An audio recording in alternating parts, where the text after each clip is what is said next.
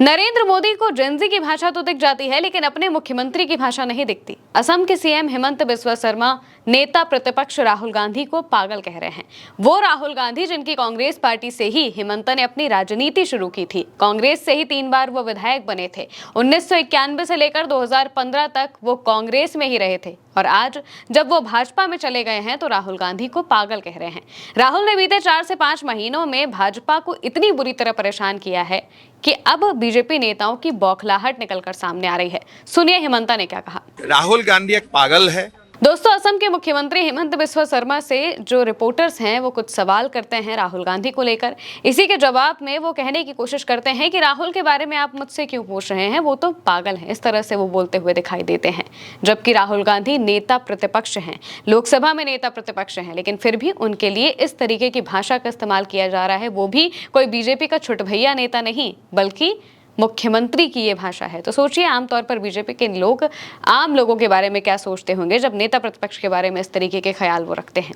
हिमंत बिस्वा शर्मा ने राहुल गांधी की मनुस्मृति की आलोचना पर निशाना साधा था। उन्होंने आरोप लगाया कि गांधी महिलाओं के अधिकारों का इस्तेमाल हिंदू धर्म को निशाना बनाने और उसे बदनाम करने के लिए एक ढाल की तरह कर रहे हैं। हिमंता ने कहा कि राहुल गांधी एक पागल है और वो पागल ही रहेगा। उन्होंने गांधी को चुनौती दी कि अगर वो सच में जेंडर इक्वालिटी में विश्वास रखते हैं तो उन्हें यूनिफॉर्म सिविल कोड का बिना किसी शर्त में समर्थन करना चाहिए। दरअसल 22 अगस्त को राहुल गांधी ने जब पुणे पहुंचे, वहां पर उन्होंने महिलाओं के लिए स्पेशली अपना जो कार्यक्रम का आयोजन किया। उसमें सिर्फ और सिर्फ लड़कियां आई थी और इस कार्यक्रम के दौरान राहुल गांधी ने कई चीजों का जिक्र किया था और साफ तौर से कहा था कि हमारे देश में महिलाओं के साथ में मिलकर वो पेट्रियार्की को खत्म करने के बारे में बात कर रहे थे। इसके अलावा भी उन्होंने बहुत सारी बातें की। पुणे में अपने छात्रों की गूंज कार्यक्रम के दौरान उन्होंने कहा था कि भारत की 70 करोड़ महिलाएं देश की सबसे बड़ी संपत्ति हैं, लेकिन उन्हें व्यवस्थित रूप से पुरुषों के साथ उनके रिश्तों, बेटी, पत्नी और मां से जुड़ी पहचान तक ही सीमित रखा जाता है।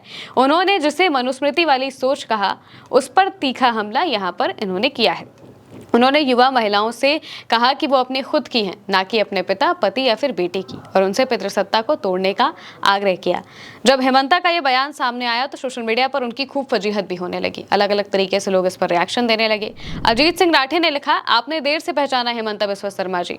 राहुल गांधी काफी पहले से पागल हैं। लोकसभा चुनाव में हुई जब आपके 400 पार के अभियान को 240 पर रोका, वो पागलपन ही तो था। तमाम कोशिश के बावजूद डिलिमिटेशन बिल पारित नहीं होने दिया, वो पागलपंती ही तो थी। जब संसद नहीं चलने दी, पीएम आवास के बाहर धरना दिया और जेनजी के साथ मिलकर शिक्षा मंत्री धर्मेंद्र प्रधान का इस्तीफा लिया, ये काम पागल ही तो करते हैं। संसद मार्ग थाने में धरना देकर पैलेट गन के मामले में एफआईआर दर्ज करवाई, जिसके लिए आपकी सरकार किसी कीमत पर तैयार नहीं थी। ये सब एक पागल ही कर सकता है।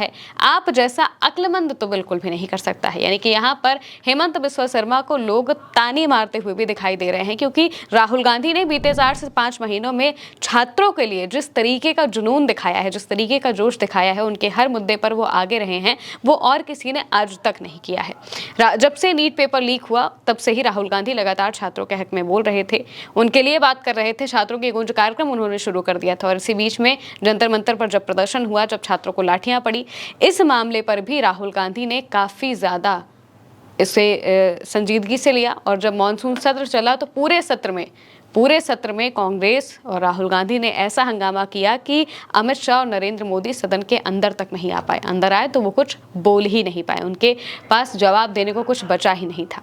पहली बार ऐसा हुआ कि सदन तक आने के बावजूद मोदी और शाह ने कुछ कहा ना हो, क्योंकि क्या ही कहते, उन्हें जवाब देना पड़ता। जवाब जो राहुल गांधी लगातार पूछ रहे थे, जवाब वो मांग रहे थे कि आखिर पैलेट गन चलाने का ऑर्डर किसने दिया, आखिर बच्चों पर लाठियां क्यों चलाई गई, आखिर इस तरीके से उनके साथ व्यवहार क्यों किया गया। इन सभी चीजों को देखते हुए आखिर बीजेपी को बैकफुट पर आना पड़ा और इसके बाद से लगातार राहुल गांधी बीजेपी पर टारगेट कर रहे हैं। जब पुणे में महिलाओं के लिए कार्यक्रम किया गया तो इस दौरान भी राहुल गांधी ने कई सारी बातें बोली और उन्होंने मनुस्मृति का भी जिक्र किया था कि ये सारी सोच जो कि महिलाओं को बांधने की है, एक रिश्ते में बांधने की है, ये मनुस्मृति वाली सोच है। और इसके अलावा बीजेपी और आरएसएस पर भी उन्होंने निशाना साधा था। बताया था कि कैसे नरेंद्र मोदी को जब लड़कियां गाली दिखती हैं तो ये बहुत ही कल्चरल शॉक जैसा लगता है। ये बताता है कि कैसे वो लड़कियों को एक सांचे में देखते हैं, एक खांचे में देखना चाहते हैं। इसी को लेकर ही जो राहुल गांधी हैं वो बयान दे रहे थे और अब जब हिमंत बिस्वा शर्मा से इसके बारे में पूछा गया तो उन्होंने उल्टा राहुल गांधी को पागल कहने की कोशिश की। वो कहने लगे कि भाई राहुल गांधी तो हिंदू धर्म को बदनाम करने की कोशिश कर रहे हैं। लेकिन राहुल गांधी बस ये बताना चाह रहे थे कि आखिर बीजेपी की सोच महिलाओं के लिए क्या है। और वो नरेंद्र मोदी जिन्हें जेनजी की गालियां दिख गई थी, जिन्हें ये दिख गया था कि कैसे जंतर मंतर पर जो बच्चे हैं वो गालियां दे रहे हैं, उन्हें अपने नेताओं की, अपने मुख्यमंत्रियों की ये भाषा समझ में नहीं आती, या फिर उन्हें पता नहीं चलता है कि वो क्या बोल रहे हैं क्या नहीं बोल रहे हैं। नेता प्रतिपक्ष को पागल कहना आखिर कहां तक सही है? आप इसके बारे में क्या सोचते हैं, कमेंट में बताइएगा। मैं हूं महिमा और आप देखते रहिए उल्टा चश्मा।